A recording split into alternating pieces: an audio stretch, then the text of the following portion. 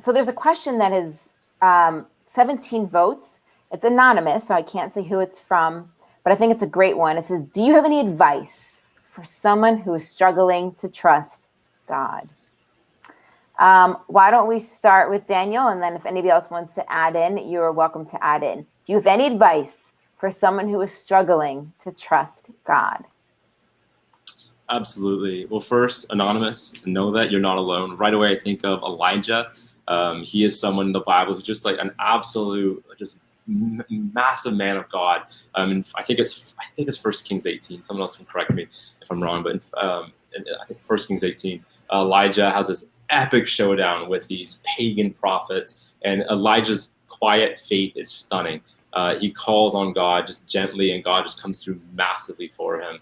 It's stunning. And then in the very next chapter, Elijah seems to be struggling so hard with exactly what you're asking, to trust God. And I love that in God's care for Elijah, that what God does is that God provides him some food, and God lets him sleep. And then God speaks to him in a language that Elijah understands. I think we take it for granted that like God speaks Hebrew, but God doesn't have any greater allegiance to one language over another, but God speaks to him in a language that Elijah can actually understand. And so I've noticed in my own life that sometimes when I'm I'm someone that struggles a lot with doubts and questions about God. I think that's why I'm attracted to apologetics and the kind of stuff we're talking about tonight. But that I find that my doubts and my struggles to trust become way bigger when I'm running on like no sleep and so much stress. And so I want to, especially for those of you who are in high school right now, you got exams and all that stuff. So I want to encourage you sometimes to not get too worried or panicky when you're finding it hard to trust. But maybe just like Elijah needed a nap and some good healthy food, sometimes it's good just to calm down and try to like take care of those things. God cares about your sugar levels and your sleep. But then also, just like Elijah needed to hear like a message from heaven. We were just talking about the Bible can sometimes be dry. A place of great help for my trust in God is to actually turn to the Bible. It's amazing how I can be really just going through all this stuff in my head when I'm actually able to like open up the Bible and spend time. The Psalms are an incredible place to go when you're really struggling with trust. But really anywhere in the Bible is to go to God and to be honest with him that we're struggling and to look to him for help. But I'd love to hear what my colleagues have to say. I want to learn from you. Yeah, I would love to just encourage whoever asked this first to know that anytime any of us sin, it's because we don't trust God.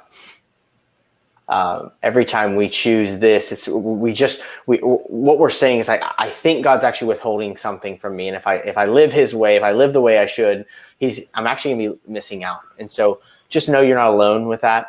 We all struggle every day to think, can I really give everything? Because I'm talking about full trust. Can I give God every aspect? Every time we say yes to sin, that's actually what we're saying is we're not actually trusting God. The place that I always go to, no matter what, is the person and the work of Christ. Look, it may seem like a fantasy to you. It may seem like this isn't real, but I do want you to look and entertain the concept that maybe who Christ is actually, who Christ says he is actually true. To think of just the scandalous nature of God himself coming to this earth, taking on flesh, and then taking the sins of the world upon himself. Like God, the most righteous being of all, to do that. And one of my favorite passages of scripture is 2 Corinthians 5:21 says, for he who knew no sin became sin, so that you might become the righteousness of God. Like when I think of that, and I think of what this God was willing to do, if it's true, that can't be a God. That's a God worth trusting, because that's a God that knows the stuff I'm going through. That's a God that says, I've suffered infinitely more than you. That's a God that says, I'm with you in your pain. A God that's done this, if it's true, can't also be a God that doesn't care about you. And that's a beautiful reminder for me. So even when I'm struggling to trust God, I go to the person and work of Christ, and it satisfies that inner angst and that question that I have.